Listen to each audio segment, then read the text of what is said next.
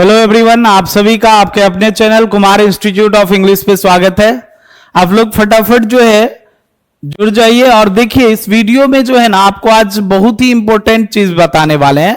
जितना भी चैप्टर आप पढ़े होंगे उसका जो है ना एक सिलेक्टेड क्वेश्चन का सीरीज आपको अभी बताने जा रहे हैं। ठीक है, आप जो भी पढ़े हैं, क्योंकि एटलीस्ट जो है हाफ मंथ जो है ना आप कह सकते हैं आपने अपने जो है ईयर का, अपने साल का जो 12th है उसका आधा आप बिता चुके हैं। तो आधा जो बिता चुके हैं उसमें बहुत कुछ पढ़े होंगे। जैसे हम लाइव में रेगुलर जो है आपके जो है टोटल 15-16 चैप्टर कंप्लीट कर चुके हैं। तो उसी चैप्टर सबसे करीब करीब आपको सेलेक्टेड क्वेश्चन प्रैक्टिस सेट के फॉर्म में अभी मिल रहा है और उसी सीरीज को हम आगे आज बढ़ा रहे हैं। तो आप सभी का स्वागत है इस वीडियो में। मेनली मुख्यतः आज का जो वीडियो है वो 25 सेट का सीरीज है। 25 क्वेश्चन है जिसमें आपको क्वेश्चन देखना है, क्वेश्चन को समझना है, फिर अच्छे से आपको नोट डाउन करना है। ठीक है, हो सके तो आप लोग फटाफट आंसर भी कमेंट कर सकते हैं। ठीक है, देखिए आपका जो क्वेश्चन है, पहला क्वेश्चन जो है वो देखते हैं। मैकेविटी से है। Macavity the mystery cat is a dash poem. कैसा पोएम है? ठीक है ना, मैकेविटी द मिस्ट्री कैट। सबसे पहले बताइए मैकेविटी द मिस्ट्री कैट लिखा किनके द्वारा गया है? तो टीएस एलियट के द्वारा। किनके द्वारा? TS Elliott. टीएस एलियट जो है वह बॉर्न अमेरिका में हुआ था, लेकिन बाय इंटेलेक्चुअल मतलब ज्ञान से वह ब्रिटिश थे। समझ गए? कोई प्रॉब्लम यहां? अब ये पोएम कैसा है? ह्यूमरस है, डेडिकेटिव है, सिंबॉलिक है या नन ऑफ दिस? अब इसमें से बताइए फटाफट। मैकेविटी द मिस्ट्री कैट वह कैसा पोएम है? फटाफट बताइए कैसा पोएम है? सिंबॉलिक पोएम है। ठीक है ना, कैसा पोएम है मैकेविटी द मिस्ट्री कैट? तो ये एक सिंबॉलिक पोएम है। क्यों है? क्योंकि मैकेविटी एक बिल्ली को दिखाया गया है और वो बिल्ली क्राइम जगत की सबसे मेन बिल्ली, हेड है, नेपोलियन ऑफ क्राइम है। और बताइए क्राइम, बिल्ली क्या क्रिमिनल हो सकती है? नहीं ना। तो यहां बिल्ली को लेकर ह्यूमन को दिखाया गया है आज के मॉडर्न वर्ल्ड को, इसलिए यह क्या है? सिंबॉलिक है, संकेतात्मक कविता है। ठीक है, next question. America gave the Negroes people dash. क्या दिया अमेरिका ने? ए गुड चेक, अच्छा चेक दिए, a bad cheque, a torn फटा हुआ चेक दिए, नन ऑफ दिस। सबसे पहले निग्रोज की चर्चा है किसमें? तो आई हैव अ ड्रीम में है। किसमें है? I have a dream. ठीक है ना, आई हैव अ ड्रीम जो है वह किनके द्वारा लिखा गया है? फटाफट आप लोग बताइए आई हैव अ ड्रीम किनके द्वारा लिखा गया है? मार्टिन लूथर किंग जूनियर के द्वारा। ठीक है ना, मार्टिन लूथर किंग जूनियर के द्वारा लिखा गया है। यह एक स्पीच है जिसमें उन्होंने निग्रोज पर जो शोषण हो रहा था। अब एक चीज सुनिए, अभी क्या बताए? शोषण। अब शोषण हो रहा था तो अच्छा चेक तो नहीं मिल रहा होगा। शोषण हो रहा था तो अच्छा चेक तो बिल्कुल नहीं मिल रहा होगा, फटा चेक नहीं मिल रहा होगा। क्या मिल रहा होगा?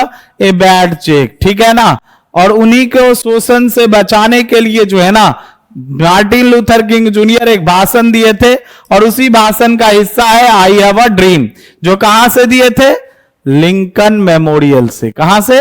लिंकन मेमोरियल से। ठीक है, next. Martin Luther King junior was the youngest person to receive dash in 1964. 1964 में इन्हें नोबेल प्राइज से सम्मानित किया गया था। कौन से? तो शांति के क्षेत्र में। शांति के क्षेत्र में नोबेल प्राइज मिला हुआ था 1964 में। किन्हें? मार्टिन लूथर किंग जूनियर को। मार्टिन लूथर किंग जूनियर को 1964 में, 1964 में शांति के लिए नोबेल प्राइज मिला हुआ था। समझ गए? कोई दिक्कत इसमें? नेक्स्ट क्वेश्चन देखते हैं। Rupert Brooke has written the poem. Rupert Brooke जो है वह कौन से पोएम लिखे हैं? स्नैक, एनी विथ हैव, the soldier, song of myself. कौन लिखे हैं? The soldier. द सोल्जर कौन लिखे हैं? रपर्ट ब्रुक लिखे हैं। द सोल्जर कौन लिखे हैं? रपर्ट ब्रुक लिखे। लेकिन एक क्वेश्चन और आप लोगों से कर लेते हैं। स्नैक कौन लिखे हैं? बताइए फटाफट। कौन लिखे हैं? एनी विथ हैव कौन लिखे हैं? द सोल्जर तो जान ही गए। और सॉन्ग ऑफ माई सेल्फ कौन लिखे हैं? फटाफट बताइए। स्नैक कौन लिखे हैं? तो डीएच लॉरेंस। कमेंट करके बताइए। डीएच लॉरेंस लिखे हैं। क्या लिखे हैं? स्नैक। डीएच लॉरेंस क्या लिखे हैं? स्नैक। ठीक है ना। एनी विथ हैव वॉल्टर डिलामेयर। एनी विथ हैव कौन लिखे हैं? Walter de la Mare. मारे ना मेयर। ठीक है ना, वॉल्टर डिलामेयर, ठीक है। द सोल्जर तो जान ही रहे हैं, कौन लिखे हैं? रपर्ट ब्रूक लिखे हैं। कौन लिखे हैं? तो रपर्ट ब्रूक लिखे हैं। अच्छा, रपर्ट ब्रूक है कौन से पोएट? तो वार पोएट है। कौन से पोएट है? वार पोएट है। समझ गए ना? कौन है वार पोएट? रपर्ट ब्रूक। द सोल्जर कौन सा पोएम है? तो वार पोएम है। समझ गए ना? चलिए, वार सोनेट है, ठीक है। ये है क्या? तो ये है war sonnet, SONNET, war sonnet है, ठीक है। ये क्या है? तो वॉर सोनेट है, ठीक है ना।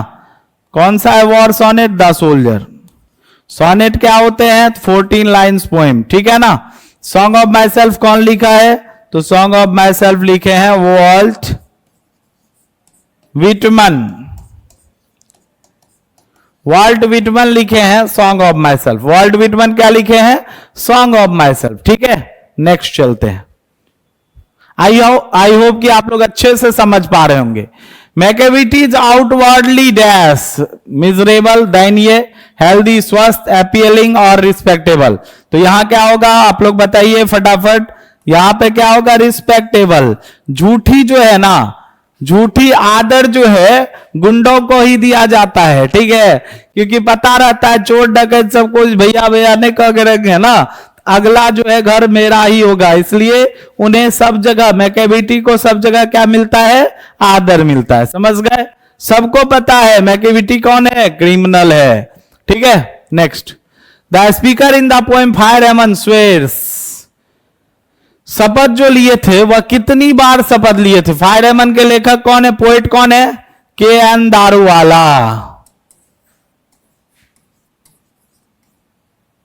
KN दारूवाला कितने बार शपथ लिए थे? KN दारूवाला 2 बार शपथ लिए थे। कब? एक बार तो जब वह पिताजी के साथ घूमने गए थे तब देखकर शपथ लिए थे, और दूसरी बार जब अपने बेटे को जो है ना वह आग के हवाले किए थे। कितने साल का बेटा? कितने साल बाद? उस घटने कितने साल बाद? 20 साल के बाद जो है उनका बेटा जो है किसी कारण बस उनकी मृत्यु हो गई थी। उनके बेटे को, डेड बॉडीज को आग में दफनाना पड़ा, जलाना पड़ा था, तभी फिर वह शपथ लिए थे। कितने बार लिए थे? 2 बार। ट्वाइस मीन्स क्या होता है? 2 टाइम्स। ट्वाइस मीन्स क्या होता है? 2 टाइम्स। ट्वाइस मीन्स क्या होता है? 2 टाइम्स, ठीक है। समझ गए? कोई दिक्कत? नेक्स्ट क्वेश्चन है, dash is sweltering in the heat of injustice and operation. कौन जो है वह जल रहा था? किस चीज के? अन्याय के और जो है ना असमानता के जो है आग के तरफ कौन जल रहा था? New York, new Jersey, Mississippi, Chicago. Mississippi नाम का एक शहर है, वह पूरा न्यूयॉर्क ही कह सकते हैं, ठीक है ना। न्यूयॉर्क ही कह सकते हैं पूरा, जो आप पूरा जो है धधक रहा था, लेकिन मिसिसिपी यहां क्लियरली ऑप्शन होगा, ठीक है। Next, the occasion of the poem sweetest love I don't go is Donne dash. John Donne's के यह जो ओकेजन है, पोएम बताए होंगे sweetest love I don't go. जो नहीं देखे हैं उससे अनुरोध है कि आप जो है जाइए चैनल के प्लेलिस्ट में 2025 12th का वीडियो होगा, और ढेर सारा 100+ वीडियो बना हुआ है, ठीक है ना। आप उसमें जाइए, sweetest love I don't go, song of myself, Walt Whitman के द्वारा जो लिखा गया है, now the leaves are falling fast, WH Auden, ठीक है ना, to autumn, John Keats, an epitaph, Walter de la Mare, the soldier, Rupert Brooke, उसके बाद fire hymn, KN Daruwalla, Macavity, the mystery cat TS Eliot, snake, DH Lawrence और my grandmother house, Kamala Das. 10 poem का आपको playlist में हर एक चीज मिल जाएगा, वर्ड मिल जाएगा, ऑब्जेक्टिव पॉइंट्स मिल जाएगा, लाइन बाय लाइन एक्सप्लेनेशन मिल जाएगा, ठीक है। ऑब्जेक्टिव क्वेश्चन मिल जाएगा, एक्सप्लेनेशन मिल जाएगा, और शॉर्ट आंसर क्वेश्चन, फिर जाकर जो है समराइज। इतना चीज आपको हर एक चैप्टर का मिलेगा। आप जाइए, डे 1, डे 2, डे 3 करके आपको हर एक चैप्टर मिल जाएगा, ठीक है। तो रिक्वेस्ट यही है कि हर एक चैप्टर को आप पुनः एक बार पढ़ चुके हैं वो भी देखिए, मजा जरूर आएगा और समझ में आएगा। तो वह जा कहा रहे थे? कंटिनेंटल टूर पे, विदेश यात्रा पे, स्पेस टूर पे, वॉयस पे, या नन? क्या चीज? ए इसका करेक्ट आंसर है, कंटिनेंटल टूर पर जा रहे थे, दूसरे देश, ठीक है ना। Next, the poet intended to go on a longer journey than dash. अब सन, मून, अर्थ और सी, देखिए सन का तुलना किए थे, the sun went hence and come yesterday tomorrow, मतलब आज रात सूर्य डूबा है, कल सुबह फिर उग जाएगा। मतलब क्या हो गया, सूर्य का जो है ना वह फिक्स निर्धारण दिखाया, लेकिन कहता मेरा जर्नी थोड़ा ज्यादा अधिक बड़ा है, किनसे, सन से, ठीक है। लेकिन वह विश्वास दिलाता है, तुम विश्वास रखो, जैसे सन जो है वह डूबा था कल फिर आज उग गया है, वैसे विश्वास रखो, निश्चित रूप से मैं भी तुम्हारे पास लौटकर आऊंगा, ठीक है। तो यहां पर सन से तुलना हुआ है, समझ गए। नेक्स्ट क्वेश्चन देखते हैं। Whom the poet loves dash so intensely that he wants to come back soon। किन्हें कवि अत्यधिक प्यार करते थे, इतना अत्यधिक प्यार करते थे कि वह जल्द से जल्द लौट जाना चाहते थे, अपने बेटा को, अपने बेटी को, बिलव्ड पत्नी को, अर्थ बेटी को, मातृभूमि को। किन्हें, तो बिल्कुल बिलव्ड को। बिलव्ड कौन थी पता है ना, पता होगा, बिल्कुल बता दीजिए, पता है तो। कौन, बिलव्ड का क्या नाम है, एनमोर। क्या नाम है, एनमोर, ठीक है ना। एनमोर जो है वह क्या है, बिलव्ड का नाम है। क्या है, एनमोर बिलव्ड का नाम है, ठीक है ना। चलिए next. A dash come to DH Lawrence water through, ठीक है। डीएच लॉरेंस के, पोएट के डीएच लॉरेंस क्या लिखे हैं, कौन से पोएम लिखे डीएच लॉरेंस, स्नैक, ठीक है ना। स्नैक जो पोएम है वह डेविड हर्बर्ट लॉरेंस लिखे। क्या कौन लिखे हैं, David Herbert Lawrence. David Herbert Lawrence जो है वह क्या लिखे, स्नैक लिखे, ठीक है ना। अब इस स्नैक चैप्टर में उनके वाटर थ्रू पे कौन आया हुआ था, dash comes, God, cat, snake, crow. Snake heading ही है तो सांप ही आया होगा ना। तो सी क्या है, बिल्कुल आप लोग भी सही बता रहे हैं, सी जो है या क्या है, इसका करेक्ट आंसर है। सी क्या है, करेक्ट आंसर है, ठीक है। इसको समझ गए, यहां तक में किन्हीं को कोई प्रॉब्लम है तो आप जो है निश्चित रूप से बताइए, तब अगला जो है इसमें आगे आपको जो है इसका सॉल्यूशन मिलने का उम्मीद है। The house went into silence due to death of dash. घर जो है वह निस्तब्ध हो गया था, मौन हो गया था, सुनसान हो गया था, डिजर्टेड हो गया था। किनके मरने के बाद, आमेन, मेन, गर्ल, बॉय, किनके, ये है कहां से, तो माय ग्रैंड मदर हाउस से। ग्रैंड मदर्स हाउस की बात किया जा रहा है। किनके मरने के बाद, तो आमेन या दादी माँ के मरने के बाद, ठीक है ना। ग्रैंड मदर हाउस कौन लिखे हैं, कमला दास लिखे हैं, ठीक है। कमला दास जो है माय ग्रैंड मदर हाउस लिखे हैं, तो उनके दादी माँ के मरने के बाद, दादी माँ तो यहां ऑप्शन में है नहीं, तो आमेन जो है वह करेक्ट आंसर होगा। कोई दिक्कत इसमें, समझ गए इसको। Next question. The dust stand for the dash. Dust कहां का, द सोल्जर पोएम में जो डस्ट है,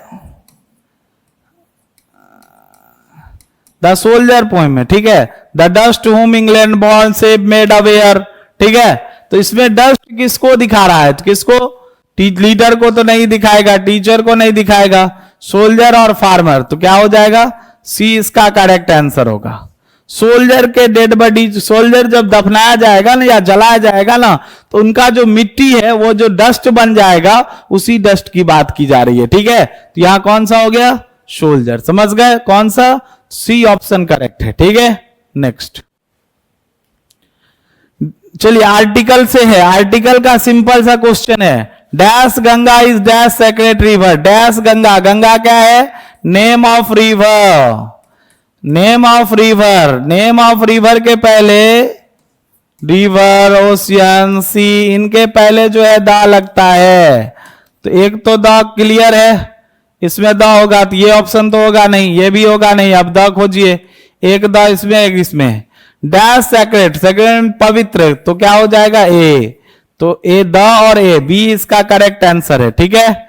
बी क्या है, बी इसका करेक्ट आंसर है, ठीक है। बी क्या है, इसका करेक्ट आंसर है। बिल्कुल आप लोग भी सही बताए जा रहे हैं, बिल्कुल सही बता रहे हैं।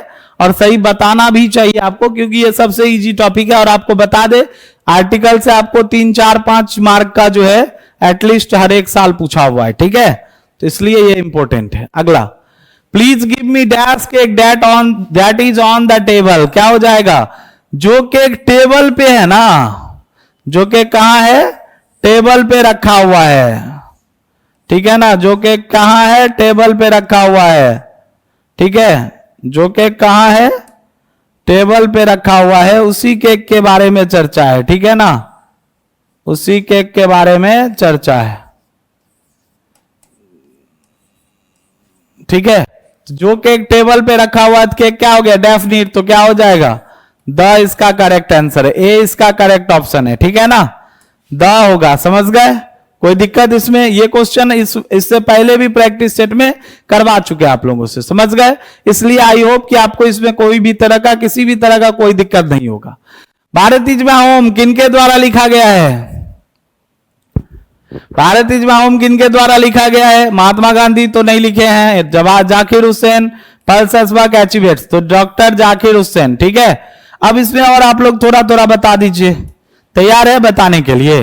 महात्मा गांधी क्या लिखे हैं बताइए? Indian civilisation, Indian civilisation and culture,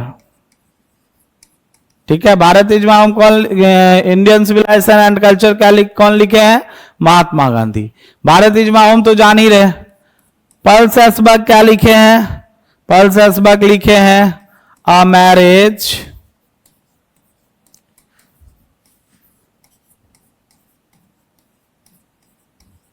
proposal, A marriage proposal. Pearls असबाक क्या लिखे हैं? जिसमें नतालिया है, लोमोव है, ठीक है ना, इसमें जो है ऑक्सीमेडोज की बात है, समझ गए? बताएंगे, ये भी बहुत अच्छा जो है ड्रामा है। एंटोन चेकोव के मैरिज प्रपोजल नहीं, एक सेकंड वेट कर लीजिए। पर्ल्स असबाक के द्वारा लिखा गया है India through travellers I.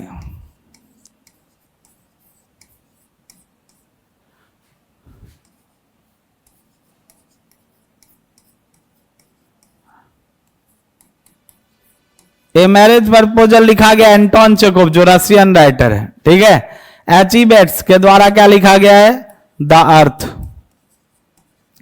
The earth किनके द्वारा लिखा गया है?